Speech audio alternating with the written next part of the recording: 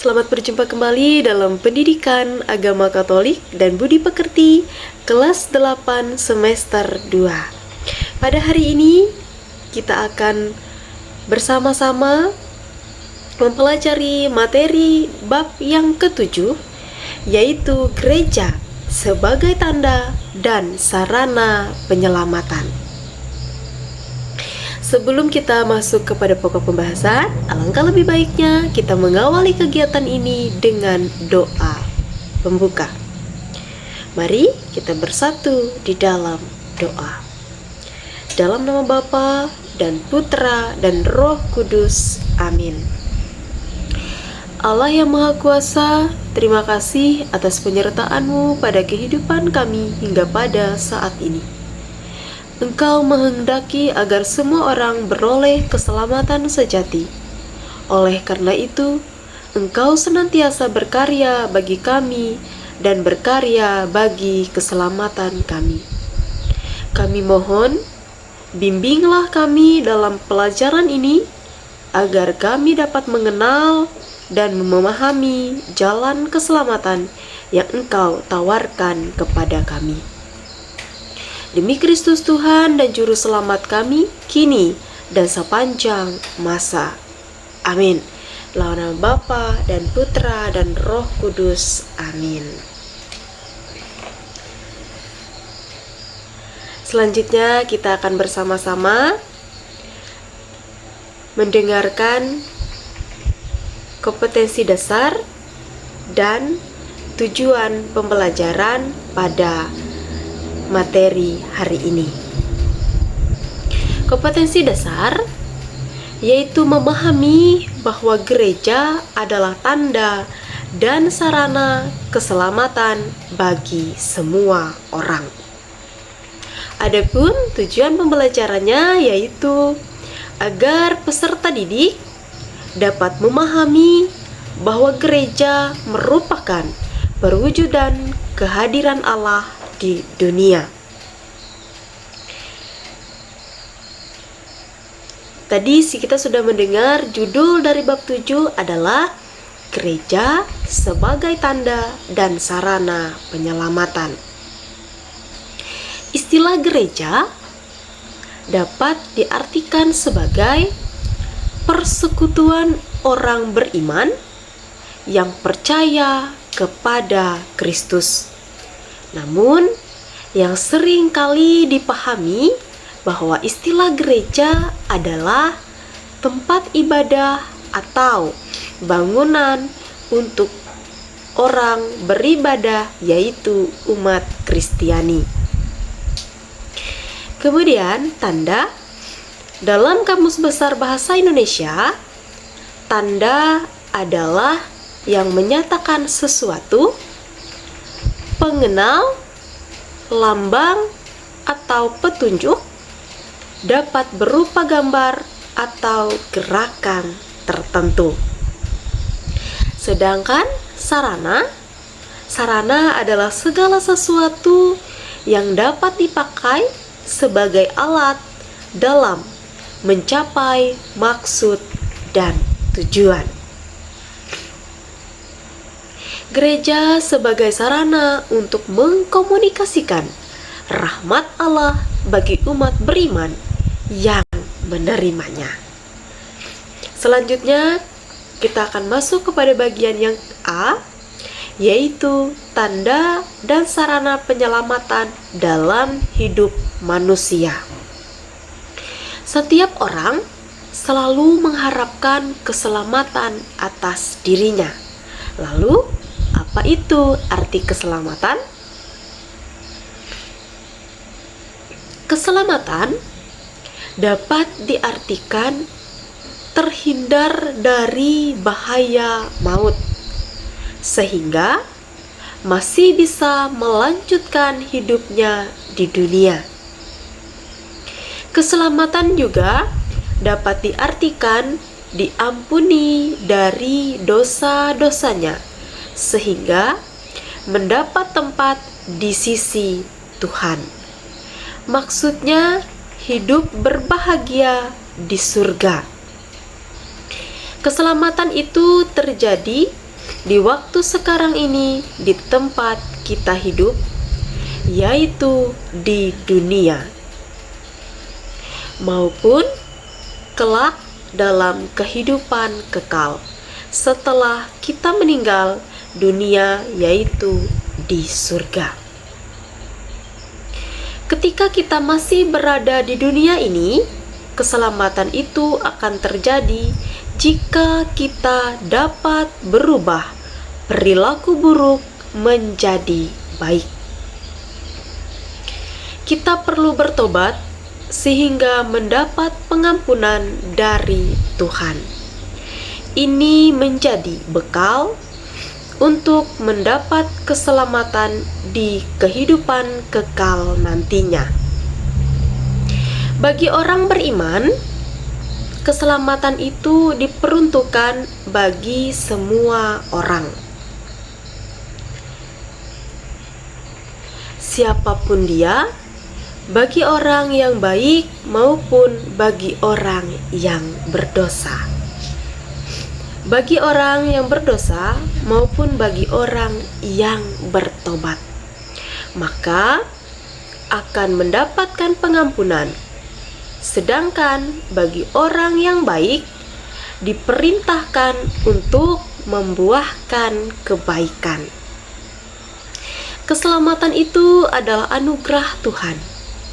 Namun demikian, kita perlu mengupayakan untuk mendapatkan keselamatan itu dengan cara selalu berbuat baik sebagai mempertanggungjawabkan atau sebagai pertanggungjawaban kita kepada Tuhan. Selanjutnya kita akan masuk ke bagian yang pertama, yaitu memahami tanda dan sarana keselamatan yang dialami. Berikut ini contoh tanda atau simbol-simbol pengetahuan atau mengutamakan keselamatan.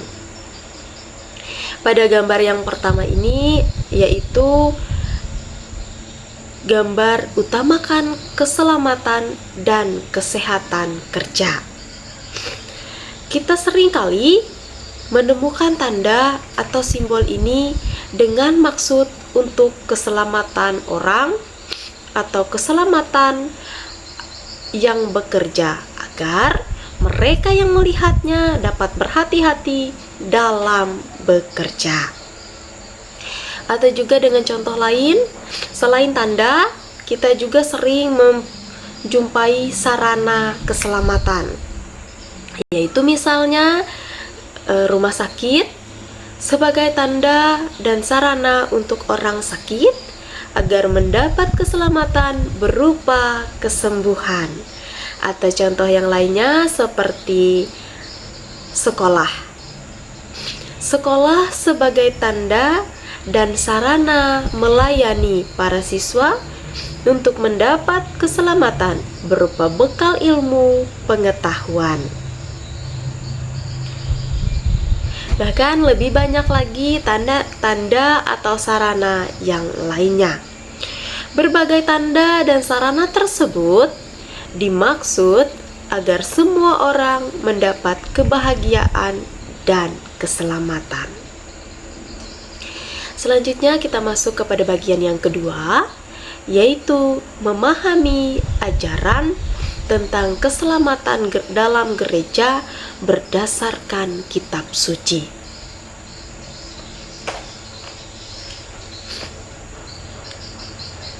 Kedatangan Yesus ke dunia ini untuk mewartakan karya keselamatan dari Allah Bapa. Pewartaan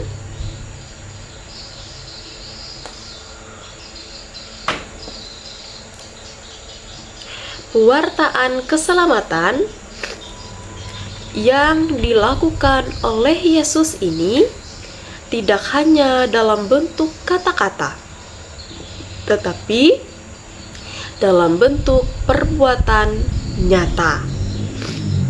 Seperti halnya kisah yang dialami oleh Zakheus, terdapat dalam Injil Lukas bab 19 ayat 1 sampai 10.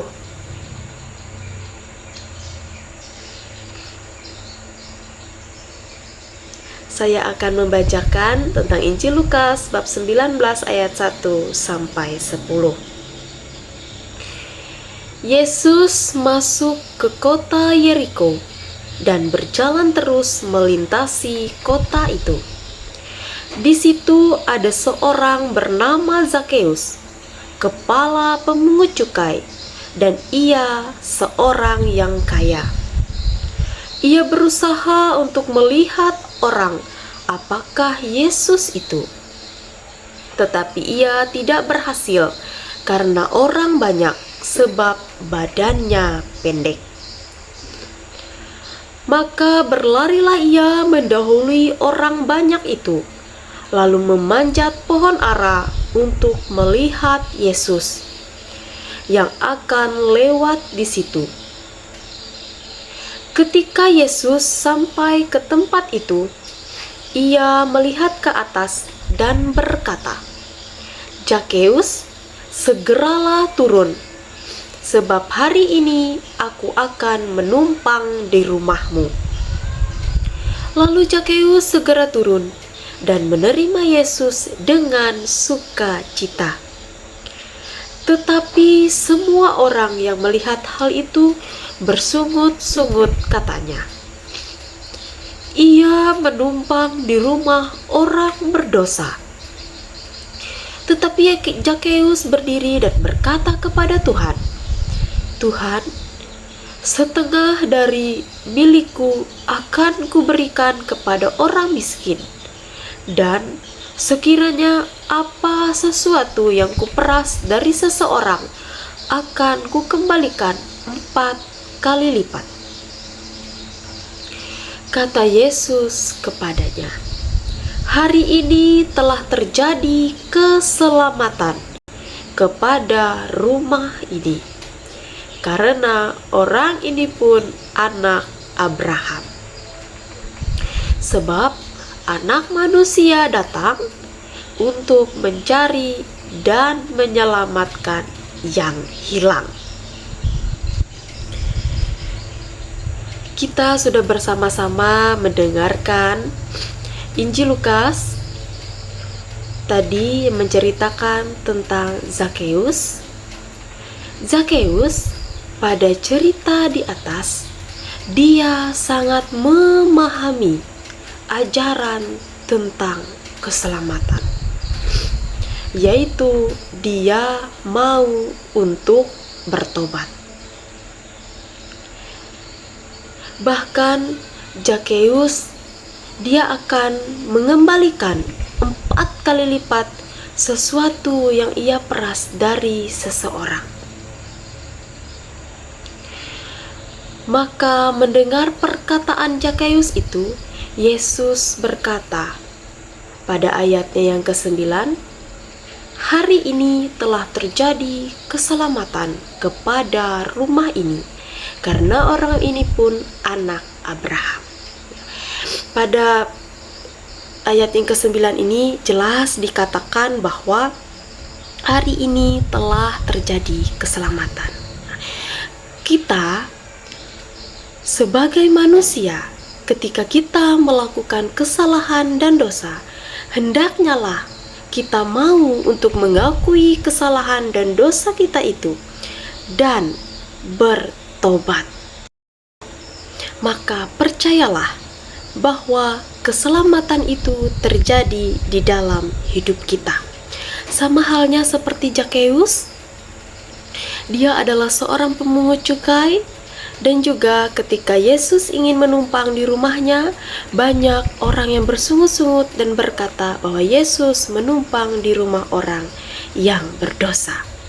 Tetapi Zakeus mengatakan bahwa ketika Yesus ingin menumpang di rumahnya, ia rela untuk mengembalikan 4 kali lipat apa yang sudah dia peras dari orang-orang. Itu artinya bahwa Yesus mau menyelamatkan Zakeus, dan juga Zakeus mau untuk bertobat. bertobat. Oleh karena itu, mari kita bersama-sama merefleksikan atau merenungkan kepada di dalam diri kita masing-masing. Sudahkah saya atau ketika kita melakukan salah atau dosa, sudahkah kita mengakui salah atau dosa itu? Dan maukah kita untuk bertobat? Mari kita tanya kepada diri kita masing-masing, serta kita renungkan atau kita refleksikan kata-kata tadi.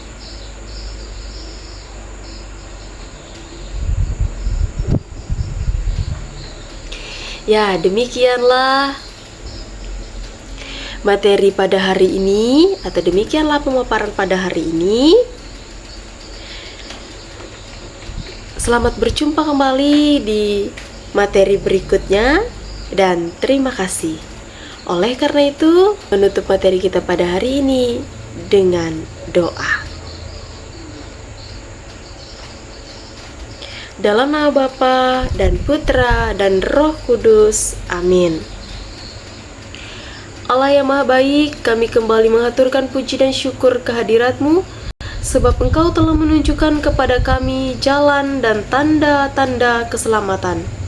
Kami mohon, ajarlah kami untuk semakin peka terhadap tanda-tanda dari-Mu, sehingga kami senantiasa beroleh keselamatan dari-Mu.